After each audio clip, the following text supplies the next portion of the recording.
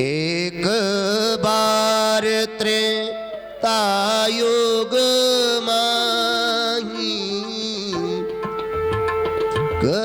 बार त्रेतायुग माही, शंभु गए कुंभज ऋषिपाही,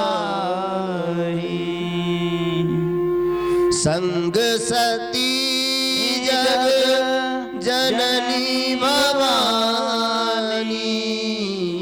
पूजे ऋषि अखिलेश्वर जानी।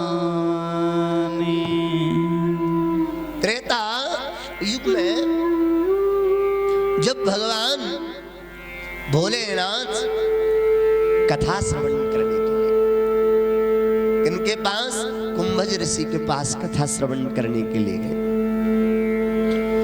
भगवान की राम कथा तो शिव जी ने लिखी और मन में रखी, इसलिए महाराज इसका नाम भी रामचरितमानस तभी पड़ा। गोस्वामी जी ने भी भोले बाबा से ही कहा नामकरण आप ही रखिए। सबने अपनी अपनी रामायणों के नाम लिखे, किसी ने कागभूषुंडी रामायण, वाल्मीकि रामायण, अनेकों रामायण, लेकिन गोस्वामी जी ने अपना नाम नहीं रखा। भोले बाबा जो नाम रखे, रची महेश निज मानस राखा।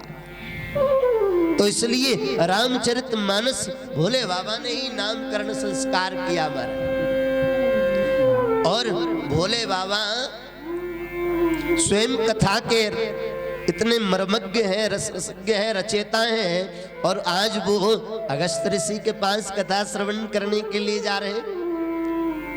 अगस्त्य ऋषि जी का आश्रम नासिक में के पास में है। ऐसा भी कहते हैं संत जन विद्वत जन कि जो विंध्य पर्वत था वो बहुत बढ़ने लगा, और जब बहुत ज्यादा बढ़ने लगा तो महाराज समस्त देवता अगस्त्य मुनि के पास गए।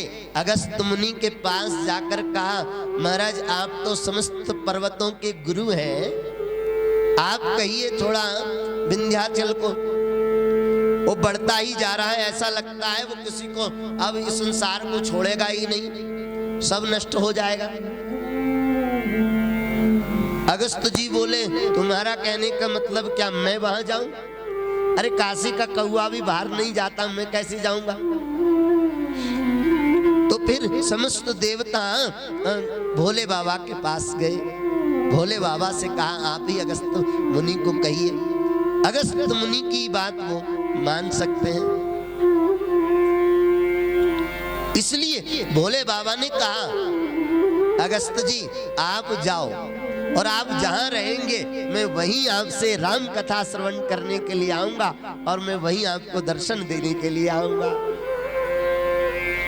जब अगस्त्य मुनि गए ना महाराज, हो थोड़ा ध्यान से सुनना। जब अगस्त्य मुनि गए तो वहां विंध्याचल पर्वत पर जब गए तो विंध्याचल पर्वत ने सर झुकाकर प्रणाम किया। और जब सर झुकाकर प्रणाम किया, कहा गुरुदेव आज्ञा करिए। बोले आज्ञा यही है कि जब तक हम ना आए, अगर तुम आज्ञाकारी हो तो ऐसे ही सर झुकाकर बैठे रहना। और जब महाराज ये नासिक पहुंच गए और उधर से लौट कर ही नहीं आए, और विंध्याचल आज भी सर झुकाकर बैठा हुआ है। जब आप जाएंगे इधर सिरमौर की तरफ, वहां जब जाएंगे तो आपको ऐसा लगेगा विंध्याचल पर्वत ने अपना मस्तक झुका रखा है, जब सिरमौर की चढ़ाई करेंगे तो। इसलिए भोले बाबा यहाँ कथा श्रवण करने के लिए गए। भोले बाबा जो है आनंद के सिंधु है, सिंधु स्वरूप है। और वो कुंभज ऋषि के पास, मानो कुंभ कहते हैं गढ़े को, और कुंभज ऋषि के पास कथा सुनने जा रहे हैं। लेकिन भोले बाबा को अपने ज्ञान का अभिमान नहीं है। भोले बाबा वहां ज्ञान के अभिमान युक्त होकर नहीं जा रहे हैं। और जब भोले बाबा गए वहां तो साथ में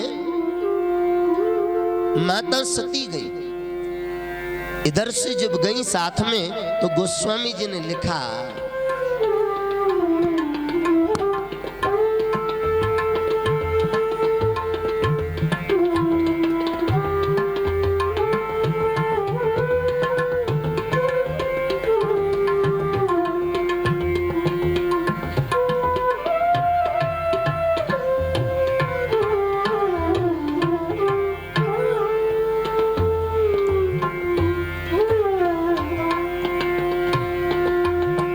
संग सती जग जननी भवानी, संग सती जग जननी। तो संत की सहजता सरल